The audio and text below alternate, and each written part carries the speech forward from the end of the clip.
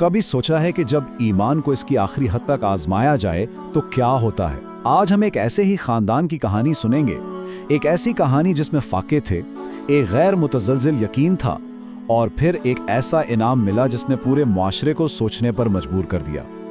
अच्छा, तो इस सवाल का जवाब हमें मिलता है इस्लाम के बिल्कुल इब्तिदाई दौर में, मदीना में।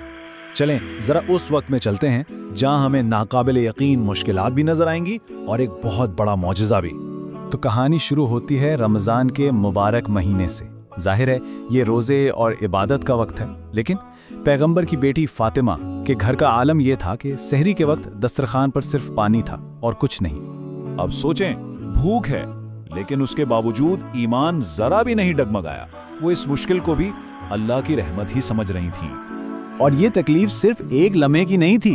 घर के अंदर बच्चे भूख से रो रहे थे और बाहर उनके वालिद अली सुबह से शाम तक सख्त धूप में काम ढूंढ रहे थे।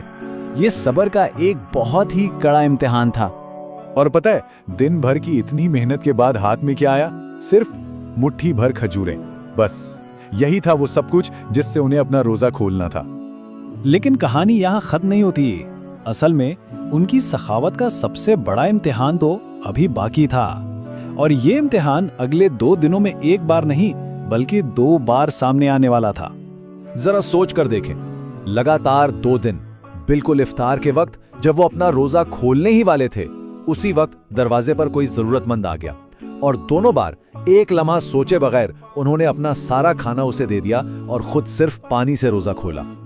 और ये बात उनके पूरे नजरिए को समझा देती है ना, कि असल मकसद दुनिया का आराम नहीं बल्कि अपना रूहानी फर्ज पूरा करना है। तो 2 दिन की इस बेमिसाल कुर्बानी के बाद कुछ ऐसा हुआ जिसका किसी ने तसव्वुर भी नहीं किया था। उनकी दुआ का जवाब आ गया था। एक गैर मुतवक्के मेहमान दरवाजे पर था, लेकिन वो कुछ मांगने नहीं आया था बल्कि कुछ देने आया था। और ये मेहमान जिनके हाथ में खाने का बर्तन था, वो कोई आम इंसान नहीं थे। ये फरिश्ता जिब्रील थे, जो इंसानी शक्ल में जन्नत से एक खास पैगाम और तोहफा लेकर आए थे। इस बर्तन में क्या था? जन्नत से आई हुई नर्म रोटी, खजूरें और शहद। ये कोई दुनियावी खाना नहीं था, बल्कि ये उनके पुख्ता ईमान और बेमिसाल सखावत का सीधा सीधा खुदाई इनाम था। लेकिन जाहिर है इतना बड़ा मौजज़ा छुप तो नहीं सकता था, और जैसे ही ये खबर मदीना में फैली तो उसने मुआशरे को जोड़ने के बजाय 2 हिस्सों में बांट दिया। तो अब मदीना में 2 तरह के लोग थे। एक तरफ वो थे जिनका ईमान इस मौजज़े को देखकर और भी मजबूत हो गया, और दूसरी तरफ वो लोग थे जो शक कर रहे थे, जो सवाल उठा रहे थे। शक करने वालों ने तो बाकायदा एक मुहिम ही शुरू कर दी। उन्होंने ईमान के इस खूबसूरत लम्हे को एक अवामी बहस और एक झगड़े की वजह बना दिया।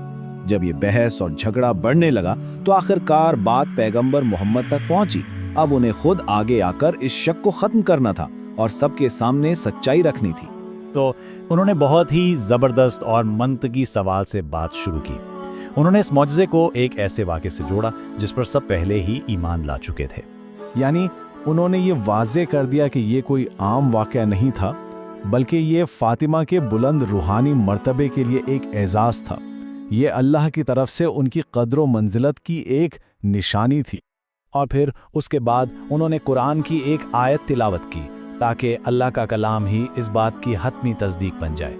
पैगंबर के इस फैसला कुन जवाब ने सारे शकूक व शुबहात खत्म कर दिए। शक यकीन में बदल गया, और इस तरह उस खानदान के ईमान और उन्हें मिलने वाले खुदाई इनाम दोनों की सच्चाई साबित हो गई। तो आखिर में ये कहानी हमें एक बहुत गहरे सवाल के साथ छोड़ जाती है। ईमान, कुर्बानी और सबूत, इन तीनों के दरमियान असल में ताल्लुक क्या है?